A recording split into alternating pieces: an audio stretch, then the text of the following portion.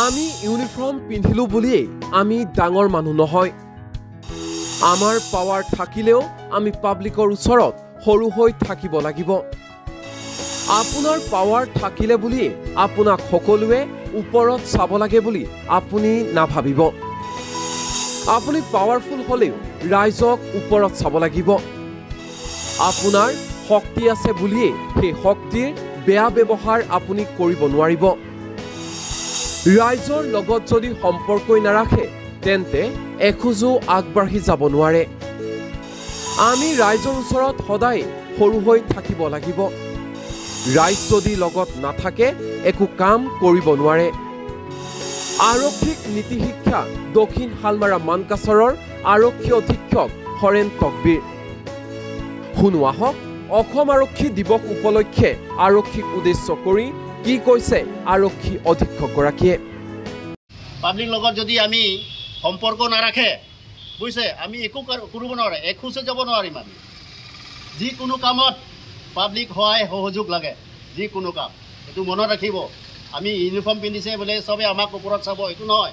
আমিয়ে এনেকুৱা সিহঁতক ওপৰত চাব লাগিব, আমাক সিহঁতে ওপৰত নাচায় বুজিছেতো। মানে আমি সৰু হৈ থাকিব লাগিব। আপোনাৰ তাত বহুত পাৱাৰ আছে, বহুত শক্তি আছে, এই বুলি আপুনি এই তলত এনেকৈ চাব নালাগে। আমিয়ে পাব্লিকৰ ওপৰত এনেকৈ ওপৰত চাব লাগে, সিহঁতে আমাক ওপৰত চাব নালাগে, এক নম্বৰ কথা। আৰু এইকাৰণে চৰকাৰৰ এই প্ৰচেষ্টা বুজিছে। এতিয়া ৰিচেণ্টলি গোটেই থানা কমিটি ইনক্লুডিং OC, থানা চেয়াৰমেন, নাগৰিক কমিটি, CM ছাৰে যোৱা 2 সপ্তাহমান আগতে গুৱাহাটী কলাক্ষেত্ৰত এটা ডাঙৰকৈ মিটিং পতা হৈছে। তাত নাগৰিক কমিটিয়ে কি কৰিব লাগে মানে পুলিচ কামৰ মানে আদাৰ দেন ইনভেষ্টিগেশ্যন বহুত কাম থাকে নহয়। তাতে আমাৰ চৰকাৰে, বৰ্তমান চৰকাৰে, আমাৰ CM ছাৰে এইবিলাক ভাবি পেলাই যাতে চৰকাৰ পুলিচ আৰু পাব্লিকে একেলগে কাম কৰিব লাগে বুলি এই প্ৰচেষ্টাটো লৈছে।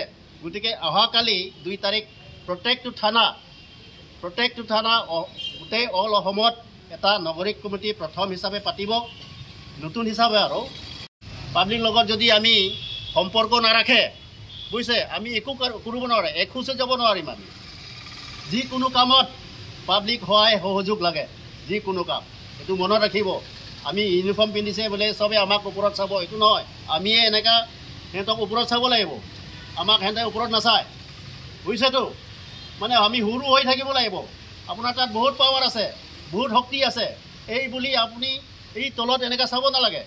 আমিয়ে পাব্লিকৰ ওপৰত এনেকৈ ওপৰত চাব লাগে, সিহঁতে আমাক ওপৰত চাব নালাগে, এক নম্বৰ কথা। আৰু এইকাৰণে চৰকাৰৰ এই প্ৰচেষ্টা বুজিছে। এতিয়া ৰিচেণ্টলি গোটেই থানা কমিটি ইনক্লুডিং OC, থানা চেয়াৰমেন, নাগৰিক কমিটি, CM ছাৰে যোৱা 2 সপ্তাহমান আগতে গুৱাহাটী কলাক্ষেত্ৰত এটা ডাঙৰকৈ মিটিং পতা হৈছে। তাত নাগৰিক কমিটিয়ে কি কৰিব লাগে মানে পুলিচ কামৰ মানে আদাৰ দেন ইনভেষ্টিগেশ্যন বহুত কাম থাকে নহয়। তাতে আমাৰ চৰকাৰে, বৰ্তমান চৰকাৰে, আমাৰ CM ছাৰে এইবিলাক ভাবি পেলাই যাতে চৰকাৰ পুলিচ আৰু পাব্লিকে একেলগে কাম কৰিব লাগে বুলি এই প্ৰচেষ্টাটো লৈছে। গতিকে অহাকালি 2 তাৰিখ প্ৰত্যেকটো থানা গোটেই অল অসমত এটা নাগৰিক কমিটি প্ৰথম হিচাপে পাতিব, নতুন হিচাপে। আৰু নিউজ ডেস্ক, এনি টক্স।